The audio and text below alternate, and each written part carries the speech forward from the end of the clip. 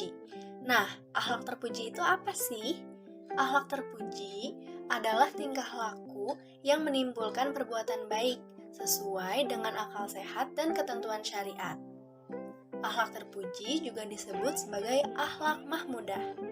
Contoh akhlak terpuji yaitu bersikap jujur, sopan, santun, dan taat. Di dalam bab akhlak terpuji, kita akan mempelajari tentang 1. Taat kepada Allah, 2. Taat kepada Rasulullah, 3. Taat kepada orang tua, dan yang terakhir, hormat dan patuh kepada guru.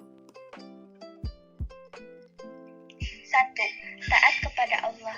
Taat kepada Allah artinya upaya untuk selalu melaksanakan perintah Allah dan menjauhi segala larangannya. Allah Subhanahu wa Ta'ala adalah Tuhan yang wajib disembah oleh seluruh makhluk di dunia ini. Alam semesta, berbagai jenis tanaman dan hewan, Allah ciptakan salah satunya untuk memenuhi kebutuhan manusia. Allah sangat memperhatikan makhluknya juga segala sesuatu yang ada di dunia ini. 2.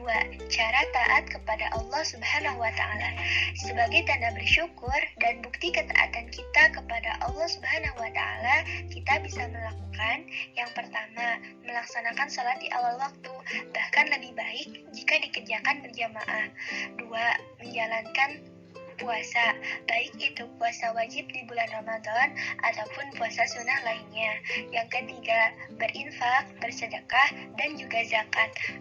4. Selalu mengingat Allah Subhanahu wa Ta'ala, bukan hanya mengingat ketika sholat, tapi kita juga harus ingat Allah dimanapun kita berada. Yang kelima, menggunakan rezeki yang diterima di jalan kebaikan. Dan yang keenam, selalu berperilaku yang baik dan islami sesuai dengan perintah Allah Subhanahu wa Ta'ala. Taat kepada Rasul. 1. Arti taat kepada Rasul, maksudnya ialah mengimani atau mengikuti ajaran yang dibawanya. Semua Rasul itu diutus oleh Allah Subhanahu wa Ta'ala untuk membawa risalah agama Islam dan menyebarkannya kepada umat manusia. Kita harus meyakini ajarannya dan juga wajib mengikuti dan mengamalkannya. Semua yang diajarkan para Rasul merupakan perintah Allah yang harus kita taati. Apabila tidak menaati perintah Rasul, berarti kita tidak taat kepada Allah Subhanahu wa Ta'ala. Yang kedua, cara menaati Rasul. Banyak sekali cara yang bisa dilakukan untuk menaati ajaran Rasul, terutama Rasulullah Shallallahu Alaihi Wasallam. Cara-caranya itu adalah: yang pertama, mengetahui riwayat kehidupan para Rasul dan ajaran yang dibawanya.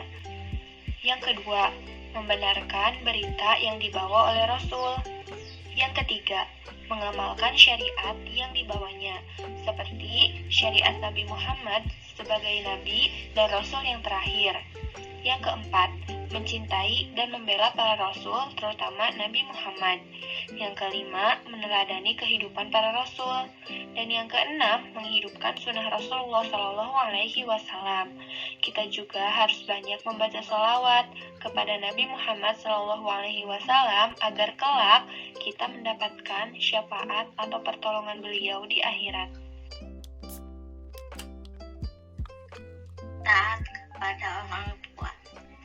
Pengertian birrul walidain adalah bagian dalam etika Islam yang menunjukkan kepada tindakan berbakti kepada kedua orang tua, yang mana berbakti kepada kedua orang tua ini hukumnya fardu ain yang atau wajib bagi setiap muslim meskipun seandainya kedua orang tuanya adalah non-muslim.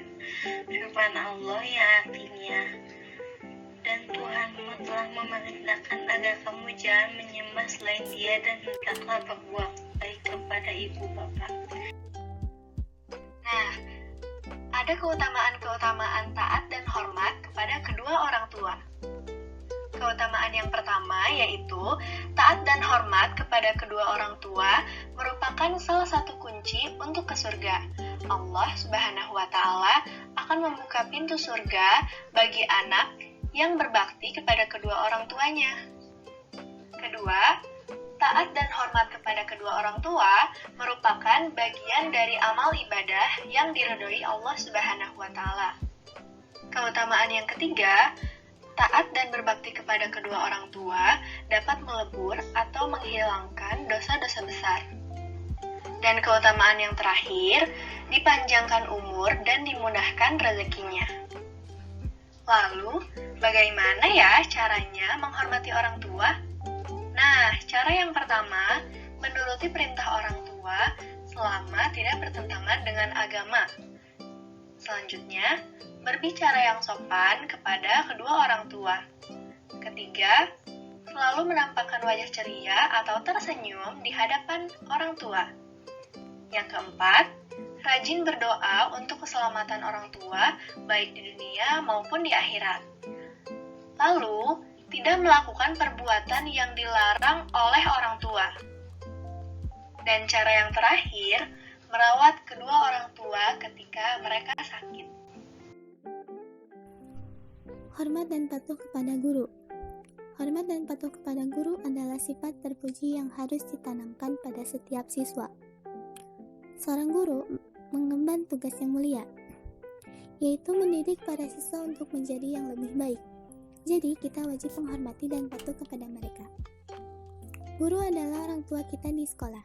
Jadi, sebagaimanapun kita menghormati orang tua, maka kita harus menghormati guru. Karena itu, kita patut hormat dan patuh kepada guru-guru kita. Sikap hormat dan patuh yang dapat diwujudkan dalam perbuatan. 1. Memperhatikan pengajaran yang diberikan. 2. Mengerjakan semua tugas yang diberikan. 3. Melaksanakan segala nasihat guru. 4. Mengucapkan salam ketika bertemu.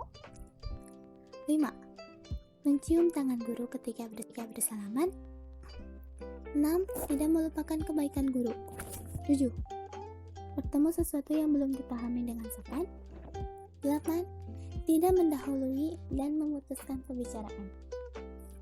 Adapun manfaat lain dari hormat kepada guru, yaitu 1.